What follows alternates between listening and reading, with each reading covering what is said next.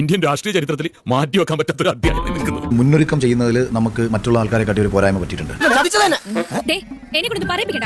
അതുകൊണ്ട് തന്നെ നമ്മൾ ആ പ്രചരണ കാര്യങ്ങളിൽ നമുക്ക് കുറച്ച് ഡിലേ വന്നു. ഇവിടെ ഉമാ തോമസ് കോടികളാണ് ചെലവഴിച്ചുകൊണ്ടിരിക്കുന്നത്. അപ്പോൾ അങ്ങനെ ഒരു സംഭവം ഉണ്ടായിരുന്നല്ലേ? ഉമാ തോമസ് എന്ന വ്യക്തി കോടികൾ ചെലവഴിക്കുന്നതല്ല, ഉമാ തോമസിന് വേണ്ടി പ്രചരണത്തിന് ആരൊക്കെ സഹായിക്കുന്നു കോടികളാണ്. കാരണം പട്ടി നാറി നിന്റെ അടുത്ത് ഞാൻ എന്തോ ഉണ്ടാക്കാൻ വന്നു. ഇവിടുത്തെ കോർപ്പറേഷൻ ബോർഡുകൾ, മുനിസിപ്പാലിറ്റി ബോർഡുകൾ, എവിടെ നോക്കിയാലും ഇവരുടെ വലിയ വലിയ കട്ടൗട്ടുകൾ, കാര്യങ്ങൾ എന്ന് വേണ്ട.